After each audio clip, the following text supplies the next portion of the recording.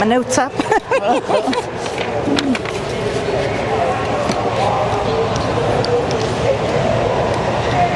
Test, test. Good afternoon, everyone. We're going to get started. As a reminder, please silence all cell phones at this time.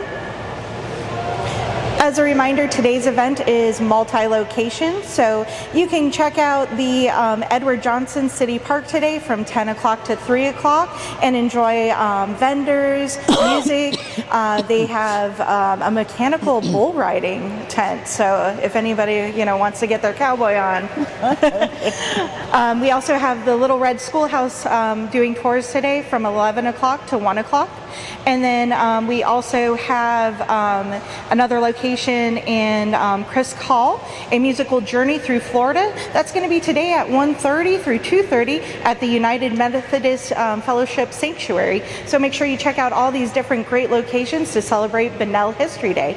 So to introduce myself real quickly, I am Gemma from the Flagler County Public Library. Probably wondering why the library is here at a history event. Well, believe it or not, libraries, history, and historical societies, we all work together to help preserve our heritage here in Flagler County. And I've had the privilege of getting to be today's MC and introducing some of our great presenters today to tell you more about not only Florida history, but Flagler history. So today I have the pleasure right now of introducing Pat Mitchell. Pat Mitchell, oh yes, please, round of applause. Oh. All right. You're my type of crowd. So, Pat Mitchell's book titled Christmas in the South, A Proud Southern Heritage is about her great-great-great-grandfather, Christmas Hennings, who was born a slave, became a free person, and became a landowner of 640 acres in Suwannee County. This story threads together generations of their family. Christmas Hemmings' courage and strength have been passed through time. Today, Pat will share this story as well as her family quilt of the 1900s and traditions that strengthen ties to the past and support steps into the future. So it is my pleasure to present Ms. Hemmings. Thank you. All right. Good morning, afternoon. I don't know which one because I've been running around like a chicken with his head cut off a little bit this morning. I'm speechless because of everything I've learned this past weekend, and I'm grateful that you guys are here. And before we get started, I'd like to introduce my family, which will be from Suwannee County, and the DuPonts here in Flagler County. If you guys could stand up so everybody can see who my family is.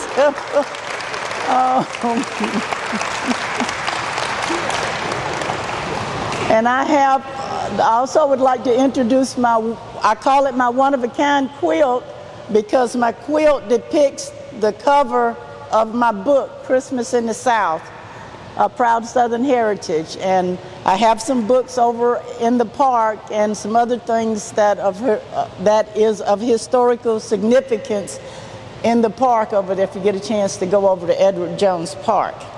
But today we're going to talk about, I'm going to making a big attempt to talk about or try to even bring together, and I may read a little bit, but I kind of like to talk from my heart. So if you hear me talking from my heart, to tell the story. So anyway, Christmas Hemmings was my great-great-great-grandfather. Christmas originated here in this area. So the history really started in this area, and then Christmas ended up in Suwannee County. And Suwannee County, well, the story started out for my family as an oral history. And from that oral history, as I began to research the information, I found out that the oral history was true. And that's why it's so important to me for us to talk about our history, because we never know what piece of the history will be a puzzle to someone else's story or history. Suwannee County was established in 1858. Christmas had a son, his name was Handy, and they crossed the Suwannee River from the Lafayette County side of the Suwannee River. And I believe maybe everybody or a lot of people are familiar with the Suwannee River. And anyway, Lafayette County was established in 1853. And Christmas and Annie Jane and their son Handy crossed the Suwannee River to get to Suwannee County. And when Christmas got to Suwannee County, he purchased an entire section of land on January 3rd, 1885. Well, he paid $1,100 for that section of land as a newly freed slave. Now, this was really an unusual transaction for a newly freed slave. Not only did he purchase that section of land, but Thomas Dowling bought the railroad right-of-way through that property. And it traveled diagonally through the property, and they harvested yellow pines, turpentine, and phosphate that they sent to England from that property. Now, we found a whole bunch of artifacts on the property, and some of the artifacts are Paleo, some of them are Seminole War, some of them are Native American, and they're on display in the library in Suwannee County. So if you get a chance to come to Suwannee County, I'm on the Historical Commission Board. If you let me know, I can get you in so you can see those artifacts. Now, as you can see, Christmas is beginning to be a businessman now, which is very unusual. Now, the history of Christmas hymning, like I said, began here in this area. And Christmas had one heir. His son's name was Handy. Handy had one heir, and her name was Polly. So after Polly, that ended the Hemming last name in our family. But that's the lineage that's so far that we've been able to follow. And I just like to say, you know, sometimes American history is often written based on the vantage point of those in rule. So sometimes history is passed down through family members, and it's not always realized by the family members the value of that history. And the story of Christmas kind of slipped through the pages a little bit. And I don't know, sometimes I wonder why I was the chosen one to tell the story, but I became the chosen one to tell the story about Christmas. Now, when Christmas crossed the Suwannee River, he had everything that he owned, everything, which was a few cattle, a couple of mules, and that kind of thing. And keep in mind, the Emancipation Proclamation was signed between 1863, 1865, somewhere in that era. So Christmas came to Suwannee County during the time that the Emancipation Proclamation was being signed. And then to keep in mind too about the proclamation, all of the slaves were not aware of the fact that they were free. You know, they still was, you know, and it took a long time for information to get around so people would know what was going on. Now, there was another thing that Christmas did that was significant there in Suwannee County.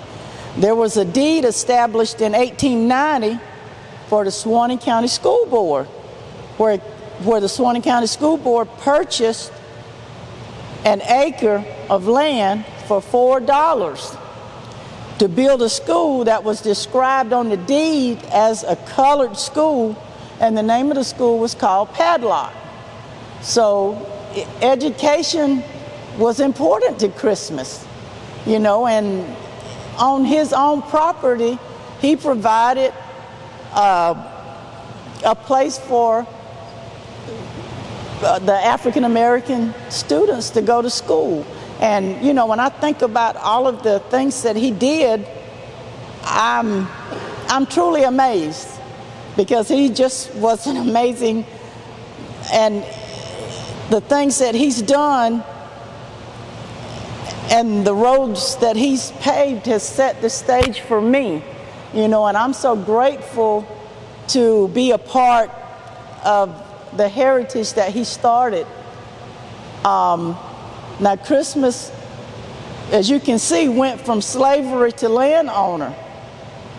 And I just like us to think on this question: what if the real power lies not in the victory itself, but in the journey that leads us to that victory? What if that's the real power? And then, you know, and God's work is most evident in the journey and not the victory sometimes. And I'm grateful to know that the journey will draw us closer to God, and it also prepares us for the victory.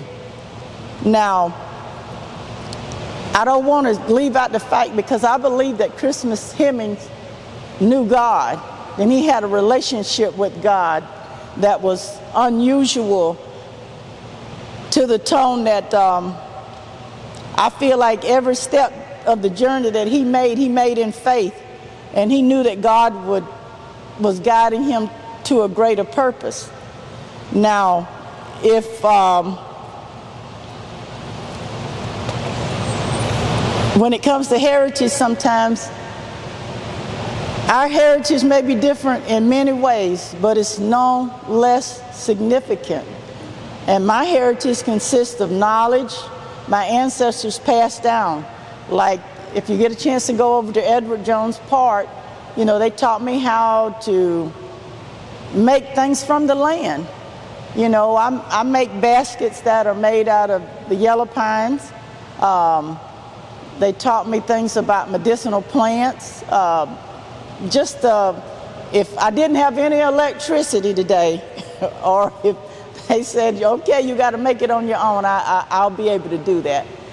That was the kind of knowledge that was passed down through my family's heritage. And let's talk about Christmas's name. Christmas was given a name that's a recognizable name. Now, when we think of Christmas, we think of Christmas presents and the birth of Jesus, and we celebrate Christmas through the holiday. But his name to me was like a beacon. When I just thought it was just such an unusual name for someone to name their child. But then when I started doing the research, I found out that he was actually born on Christmas Day. So that was why he ended up with the name Christmas. Now,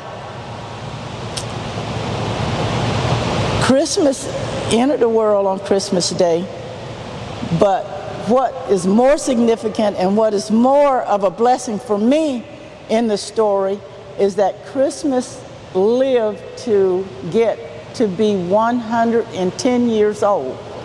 In fact, he died 1 week before his 111th birthday, and that is documented on his death certificate.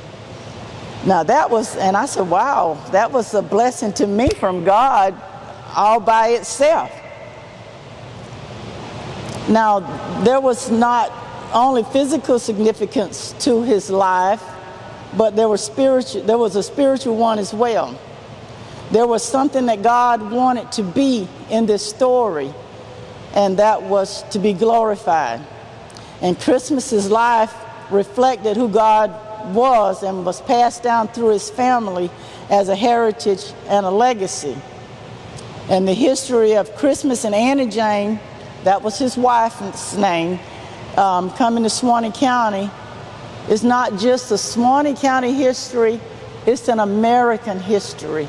It's a history that we all can embrace. It's a history that I'd love for us to all embrace, because it's a story about someone starting at the bottom and working his way up, you know, and still today in my family, we still work hard.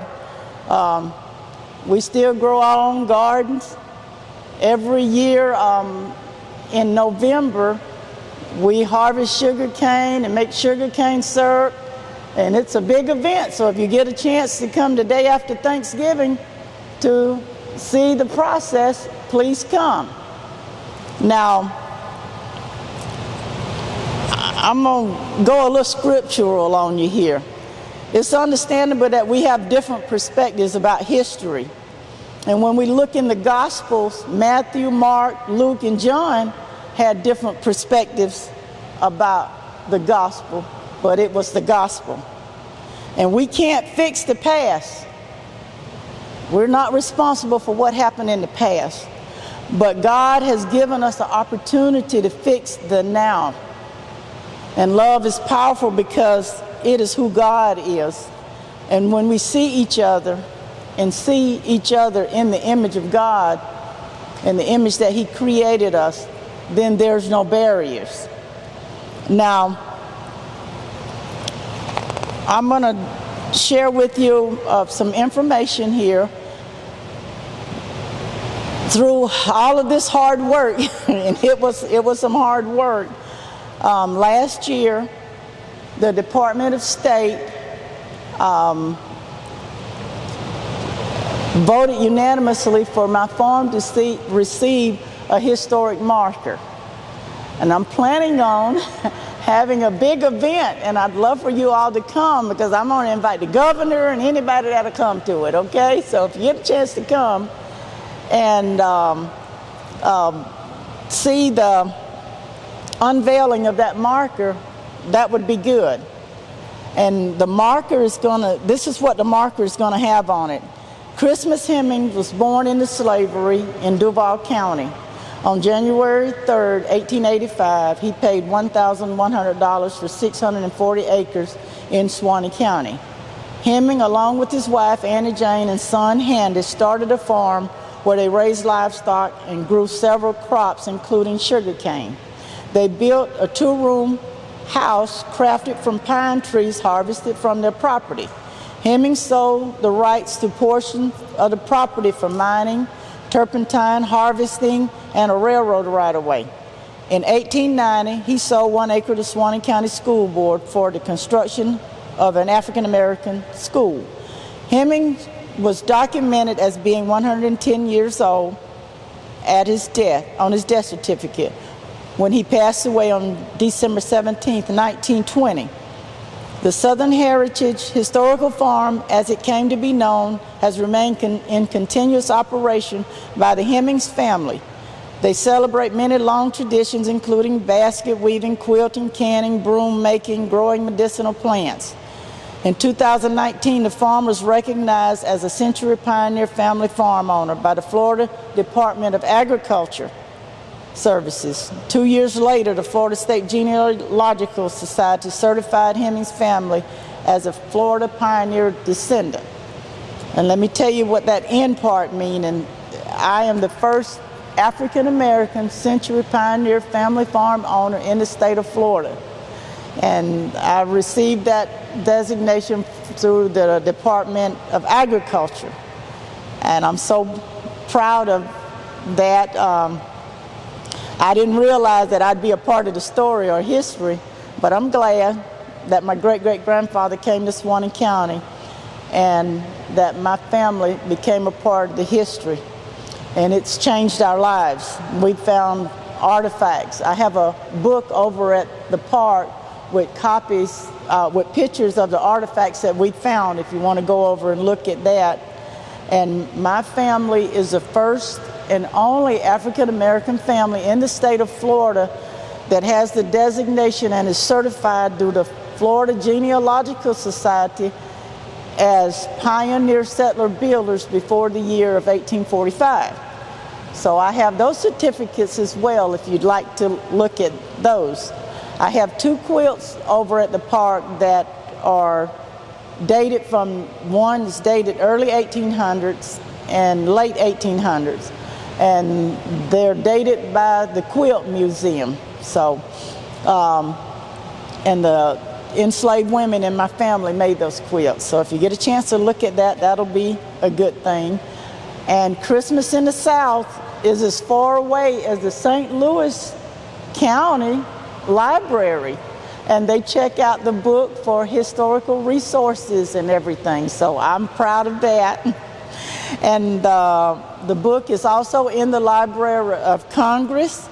And Who is Christmas Hemmings?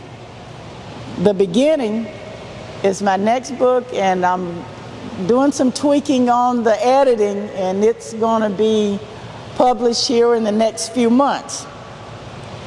So I'm just really grateful to stand before you today and share the history of my family. And I like to leave people with thoughts and with things to think on when I talk about the history. Because I like to say, for one thing, what if the real power lies not in the victory itself, but in the journey? And the trials and challenges that we face along the way, they really shape us to be who we are. And I try to embrace every step of the journey with faith, knowing that God is with me and guiding me toward a greater purpose. And this is the thought that I want to leave you with. Gold has different colors. There's red, there's yellow gold, there's white gold, there's rose-colored gold. Diamonds has many colors. There are white diamonds, yellow diamonds, there are blue diamonds. But as they have the many colors, doesn't make them any less gold, and it doesn't make it any less diamond. And the fact that we may have different colors, we may have different shapes even, but it still doesn't make us any less. Like the diamond itself is a precious gem. The gold is a precious metal. So that's what I'd like to leave with us today, that we're all precious metals and precious gems. And that's what this story has created in my heart for me and my family. And I'm so grateful that my family has supported me in writing this book and doing the research. And my brother's sitting back there, and he's kind of quiet with it. He has a master's degree in history. He's the assistant superintendent of schools. He just didn't get enough when he retired from the military. He had to get into the school system. And then he wasn't satisfied till he got his wife to be a school teacher. So he just kept going on and on. So as you can see in my family, education is very important to us. And I don't know whether anyone has any questions or not, but if you do, yes, ma'am. This generation of growing up in Bunnell, you grew up in Bunnell area? No, ma'am. Christmas, my great-great-grandfather originated here in the area, from the DuPont plantations. Yes, ma'am. Yes, ma'am. This is my other family here. The DuPonts are my other family. They're here too. So, so I'm grateful. See, I've gained some things from this story. I've gained some other family members, and I'm proud. I'm proud about that. But that's what the story originated here. And the DuPonts came to Suwannee County, and Christmas came to Suwannee County with them. And I've just learned so much about the history from them, I got to tell y'all a story here before I sit down. A gentleman walked up to the tent this morning. He's 94 years old. And all this time, I thought Christmas's mother's name was Elsie. He told me that her name is Alice. Alice, he says. Her name is Alice. And he has a recording of an interview that he's done with her. Y'all, it made me cry. I couldn't believe it, but he wants to get with me and give me that recording of Christmas's mother. So I just found out that this morning. So sometimes you can be in the right place at the right time, and God just bring people together and put things together right before your eyes. And I can't believe it. But anyway, I wanted to share that. Is there any other questions? Where is that area at? Mary, can you tell? She wanted to know where the area is in the county the DuPonts are. She wanted to know where in the area are the DuPonts, because I never said Montanza right. Matanzas. Here you go. Matanzas, we're like Matanzas High School. But if we go down Oakridge Road toward the Princess Place, there's a DuPont Road near where that hospital is. Okay. Is there any other questions? Anything I said that? Yes, I'm curious how you met with the DuPonts. How did that all? I'm just curious how you all get together. What was that like, really? When you shot, It was an emotional moment, of course. I first met Betsy here. I'd come over to the St. Augustine Genealogical Society to do some research. And they told her there that there was this lady writing a book. So she said, you know what, I need to come and meet you. And she came to Suwannee County to meet me. That was my first encounter with the DuPonts. And then when I got here on Friday, I met Mary and Mary. And we've had such a splendid reunion, and just has gone back through history, and it's just been amazing. So that's how we've come together. You know, it's that's the thing that I like to say about history. When we come together, we never know who has a part of the story. And then it gives you a big picture, you know. But meeting the DuPonts has been, you know, sometimes people have preconceived notions about things and how and I didn't really know how they would feel about me. I really didn't, you know. But that's why we can't go on what we think. We have to give people a chance, and we have to learn about their character and about the person, and then we go from there instead of, you know, having preconceived notions. And I feel blessed. Because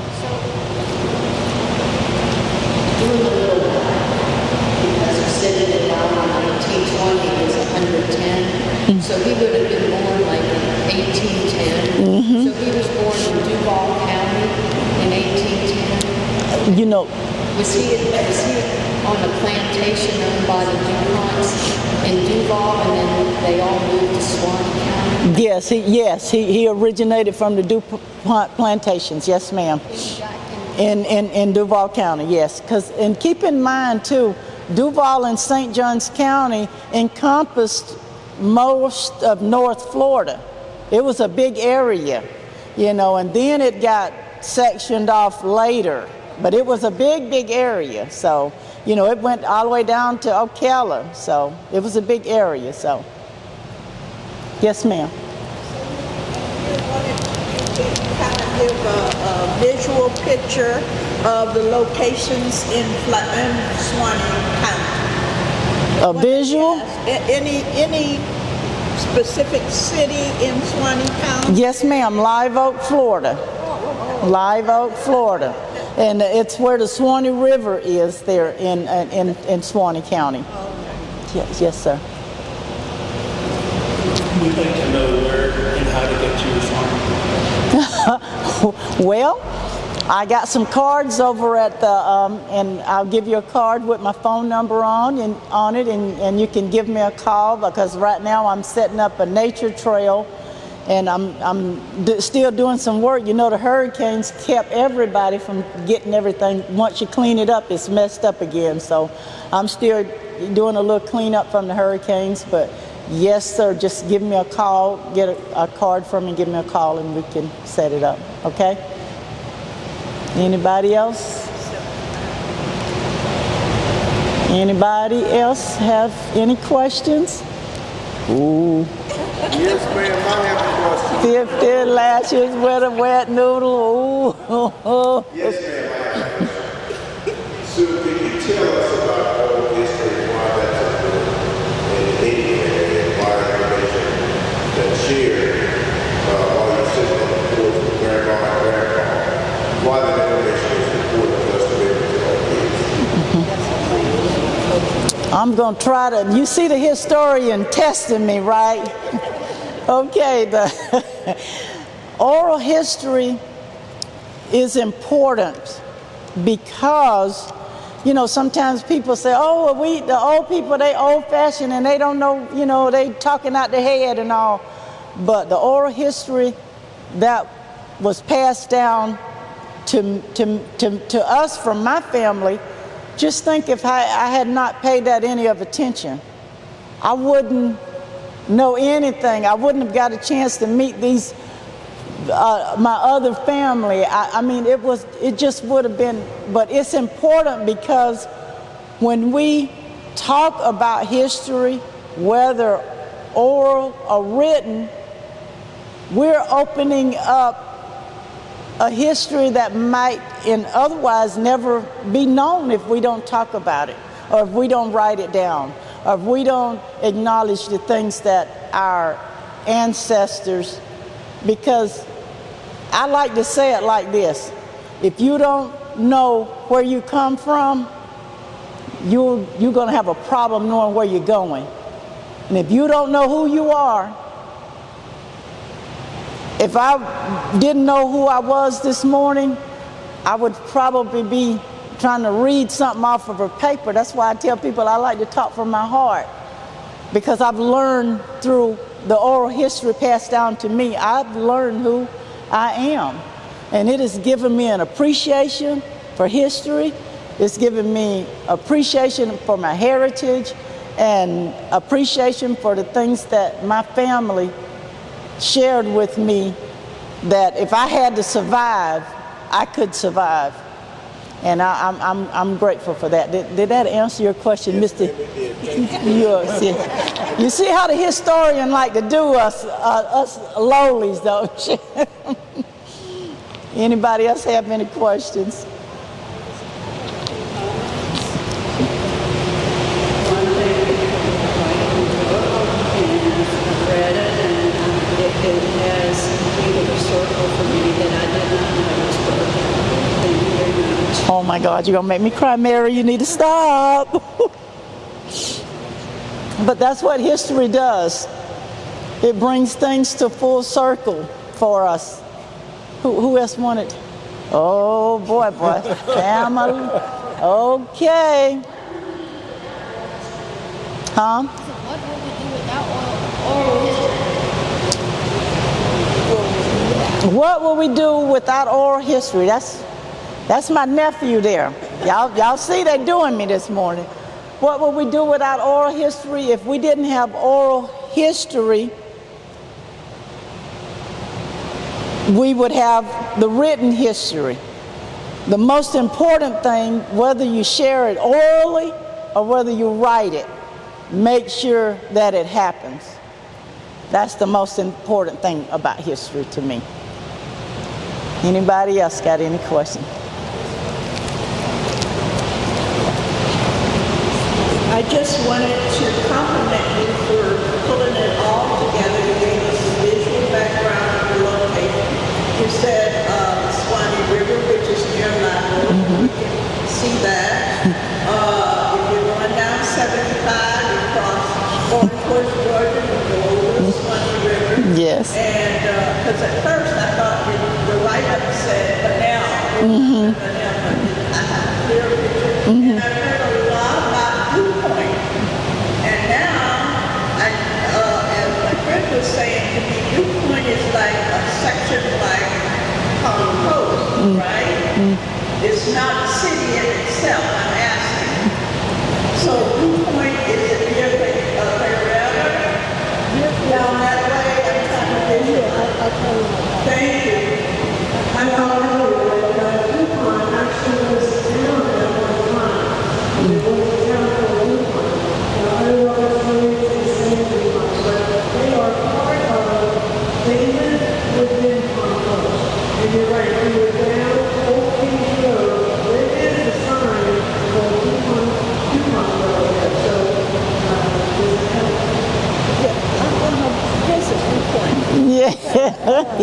Yes. Anybody else got any questions? Because this is good. Yes, ma'am. You'll pass that to her bag.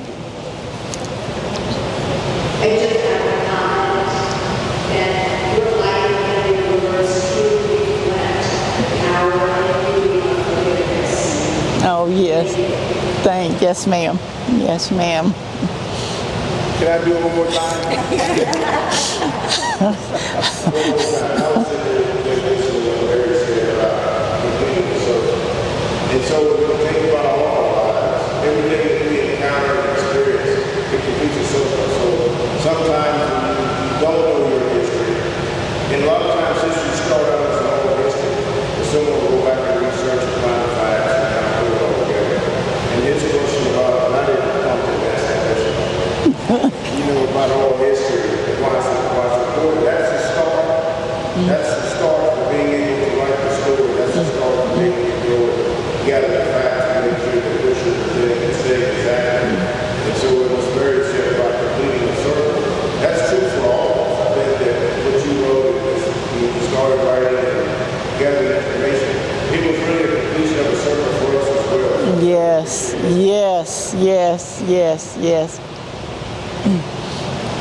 Yes, and